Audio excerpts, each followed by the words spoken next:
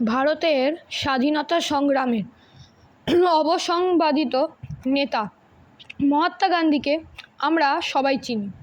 তার অহিংসা আন্দোলন এবং সাধারণ জীবনযাপন কোটি কোটি মানুষকে অনুপ্রাণিত করেছে।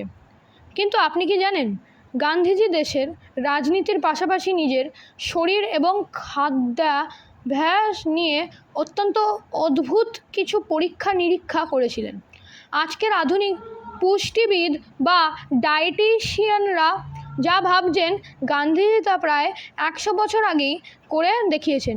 চিনি বর্জন করা থেকে শুরু করে কাঁচা শাকসবজি খাওয়া, তার ডায়েট প্ল্যান শুনলে আপনি চমকে উঠবেন। আজকের ভিডিওতে আমরা জানাবো মহাত্মা গান্ধীর সেই অদ্ভুত এবং কঠোর ডায়েট প্ল্যানের আসল রহস্য। গান্ধীজি মনে করতেন সুস্থ থাকার প্রথম চাবিকাঠি হলো খাবারের ওপর নিয়ন্ত্রণ রাখা। তিনি তার জীবনের একটা বড় সময় পুরোপুরি রান্না করা খাওয়ার এবং মশলা খাওয়া ছেড়ে দিয়েছিলেন। তার মতে অতিরিক্ত মশলা এবং তেল মানুষের মনকে চঞ্চল করে তোলে। শুধু তাই নয়, তিনি চিনি খাওয়া পুরোপুরি বন্ধ করে দিয়েছিলেন। মিষ্টির বিকল্প হিসেবে তিনি সামান্য পরিমাণে প্রাকৃতিক গুড় বা মধু ব্যবহার করতেন। তিনি বিশ্বাস করতেন প্রকৃতি আমাদের যেভাবে খাবার দেয় ঠিক সেভাবেই তা গ্রহণ করা জানা যাক। গান্ধী প্রতিদিন ডায়েটের একটা বড় অংশ জুড়ে থাকতো একদম কাঁচা এবং তাজা অত্যন্ত সুশৃঙ্খল। তিনি প্রতিদিনের ডায়েটে রাখতেন মাত্র 30 গ্রাম কাঁচা এবং থেতো করা সবজি, 150 গ্রাম সেদ্ধ সবজি এবং 30 গ্রামের মতো চীনে বাদাম বা পেস্তা। তিনি চীনে বাদামের মাখন বা পিনাট বাটারও খুব পছন্দ করতেন। দুপুরের খাবারে তিনি নুন ছাড়া সেদ্ধ শাকসবজি এবং হাতে গড়া সাধারণ রুটি খেতেন। রাতের খাবার তিনি সবসময় সূর্যাস্তের আগেই শেষ করে ফেলতেন, যাতে হজম প্রক্রিয়া খুব ভালো থাকে।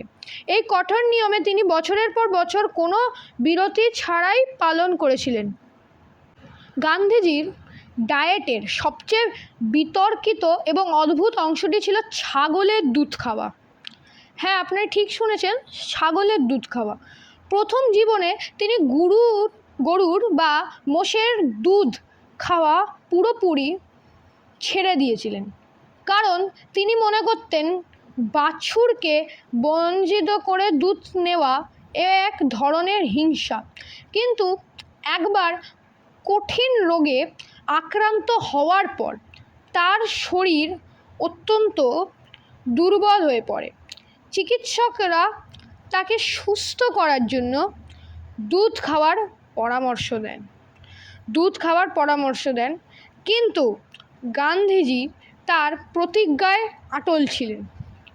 অবশেষে তার স্ত্রী কস্তুরবা গান্ধীর অনুরোধে এবং শরীরের পুষ্টির কথা চিন্তা করে তিনি গরুর বদলে ছাগলের দুধ খাওয়া শুরু করেন। এরপর থেকে আমৃত্যু ছাগলের দুধই ছিল তার প্রধান শক্তির উৎস। শুধু খাওয়াই তা নয়, শরীরকে ডিটক্স বা ভিতর থেকে পরিষ্কার করার জন্য গান্ধীজি নিয়মিত উপবাস বা রোজা রাখতেন। তিনি সপ্তাহে অদ্ভুত একদিন সম্পূর্ণ উপবাস করতেন। এই অদ্ভুত এবং সাধারণ খাবার খেয়েই তিনি প্রতিদিন প্রায় 18 কিলোমিটার পথ হেঁটে চলতেন, যা আজকের যুব সমাজের কাছে একটা বড় চ্যালেঞ্জ। 1948 সালের 30শে জানুয়ারি তার জীবনের শেষ দিনেও তিনি বিকেলে ছাগলের দুধ এবং গাজরের রস খেয়েছিলেন। এই মহান নেতার ডায়েট প্ল্যান আমাদের শেখায় যে জীবের স্বাদ নয়, শরীরকে সুস্থই আসল সম্পদ। গান্ধীজির এই কঠোর ডায়েট কি আপনি একদিনের জন্য ট্রাই করতে পারবেন?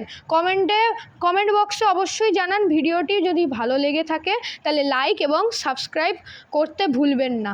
ধন্যবাদ।